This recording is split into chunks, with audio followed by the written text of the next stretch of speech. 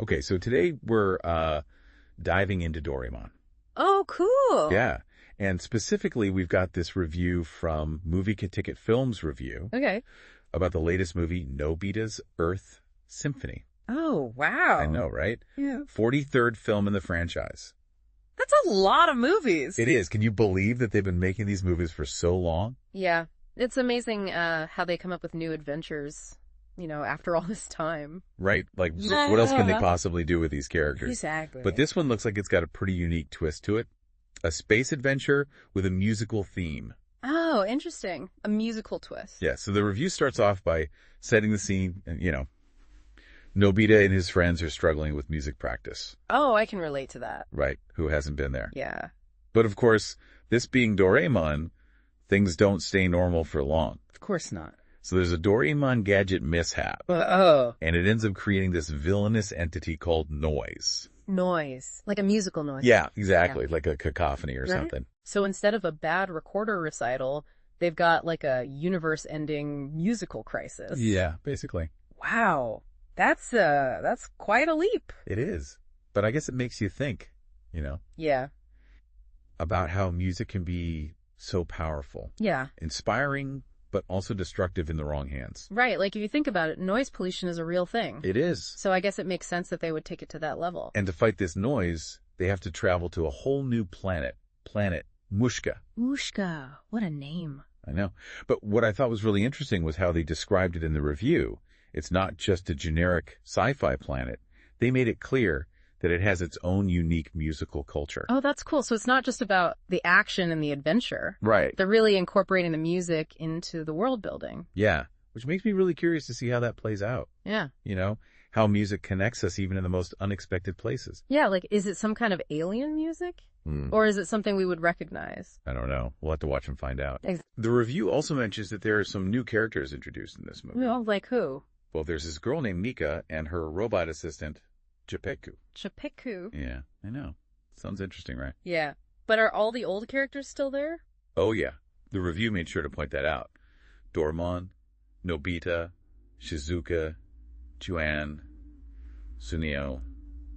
They're all there. Okay, good. I was worried they might, shake things up too much. Yeah, I think they're striking a good balance, Yeah. bringing in new elements, but keeping the core of what makes Doraemon so great. Right, it has to stay true to its roots. Exactly. So visually, how does it look? Oh, they said the animation is incredible, really top notch. And especially when it comes to bringing this whole sci-fi world to life. That's important, especially for a movie like this. Right. But what I was really drawn to in the review was the description of the musical performances. They specifically called out the climactic Earth Symphony as being spectacular. Earth Symphony. I wonder what kind of music it is. Yeah. Is it orchestral? Is it like a fusion of different styles? They didn't really go into detail, just that it was really impressive and emotionally powerful. Well, it must be pretty powerful if it can defeat this noise villain. I know, right? And that's where it gets really interesting. The review mentions that Nobita's terrible recorder playing is actually crucial to defeating noise. Wait, what? Yeah, I know. It sounds crazy. But apparently his imperfect playing provides the missing notes needed to complete the Earth Symphony. So, his flaws become his strengths. Exactly. Such a classic Doraemon theme. Yeah. And it makes you think about the nature of music itself. Right. Maybe true harmony isn't about technical perfection. Maybe it's about embracing the imperfections and the unique contributions of every voice. I love that.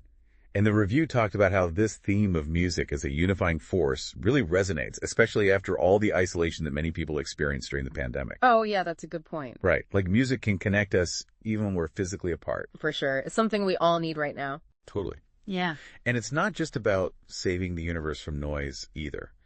The movie also explores these really universal themes of teamwork, resilience, and self-expression. Which are all really important themes. And it's something everyone can relate to no matter who you are or where you come from. It's what makes Doraemon so timeless. Exactly. So what about the music itself?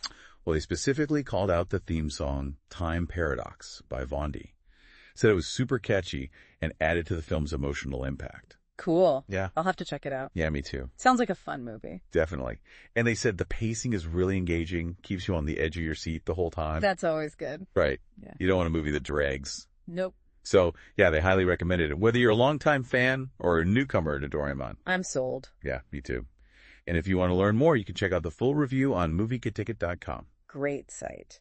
So it seems like this movie offers a really unique blend of classic Doraemon charm with a fresh and musically driven story. Yeah, it does sound like they hit all the right notes. It does.